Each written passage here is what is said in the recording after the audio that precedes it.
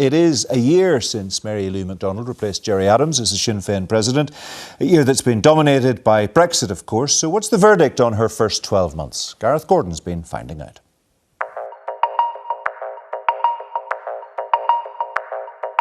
The truth is, my friends, I won't fill Gerry's shoes. But the news is that I brought my own. Mary Lou McDonald could hardly be more different from the man she replaced. So what are you on? How is she doing? Mary Lou was very prominent, very outspoken, had quite a run at her first couple of months. But I think after that first few bright months for Mary Lou, I think the reality that leading Sinn Féin at the moment is quite a tricky proposition has come home to roost.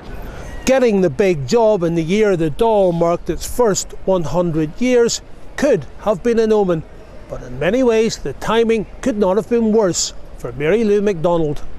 And that's because of... Stop Brexit! Brexit has come to suffocate all other political life, and some say it's rendered Sinn Féin less relevant. I think that any political party would be very glad to have someone of Mary Lou McDonald's calibre in their upper echelons. She's an impressive woman, but I think she's struggling to make an impact, and I think the problem lies in the back rooms. I think that there's probably arguments going on there, and she's not sharing her vision. In particular, I think Brexit, among its many challenges, was an opportunity for Sinn Féin to show that it can tear up the dog-eared old scripts and move the party forward. But it didn't rise to that challenge. I think Brexit has been a missed opportunity. And, the abstentionist policy is still solidified in place. And I think that that's a mistake. The party has no voice at Westminster because it refuses to take its 7 seats, even though it often goes to London to make its case. In Dublin too, it's had to watch as Leo Varadkar makes the running. There is no love lost. If this strike continues, the fault lies with you. The blame lies with your spectacular inertia and your refusal to act. You and your party hold the record, the world record, for failing to come to an agreement and form a coalition in Northern Ireland. There is no advice you can give us on negotiations or conciliation or reconciliation that could possibly have any credibility, given your own record of being a commentator and a bystander in Northern Ireland. Yet a year ago, Mary Lou McDonald signalled her party was ready to make a major step. We are already a party of government. I want to lead our party into a progressive government in the South.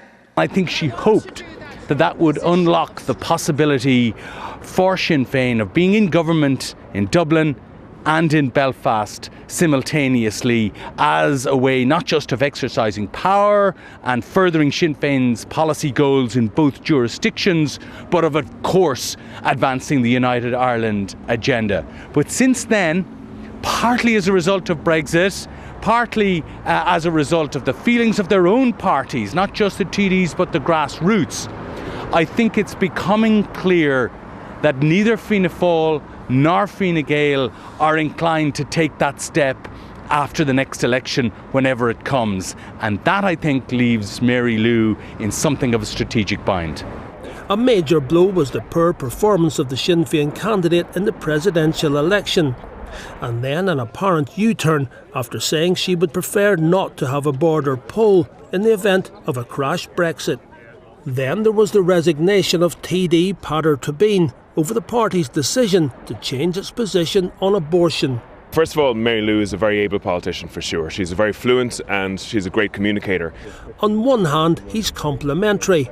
On the other, I think that the party has made a strategic decision in recent years to try and chase that kind of leafy liberal Labour voter, especially in the south of Ireland.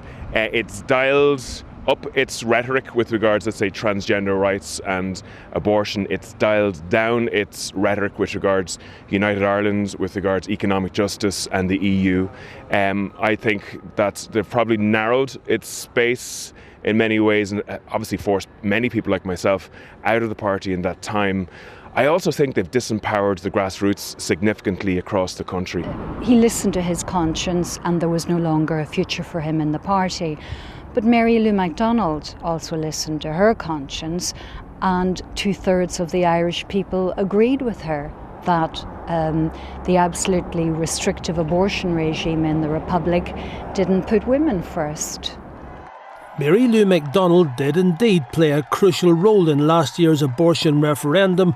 Less likely to be applauded by the middle-class voter is the party's recent decision to attend the inauguration of controversial Venezuelan President Nicolas Maduro, with that country now locked in civil strife. Of course, Mary Lou McDonald's biggest test is yet to come: how the party performs in the next Dáil election. Then we will know if the big generational change from Gerry Adams to Mary Lou is working or not.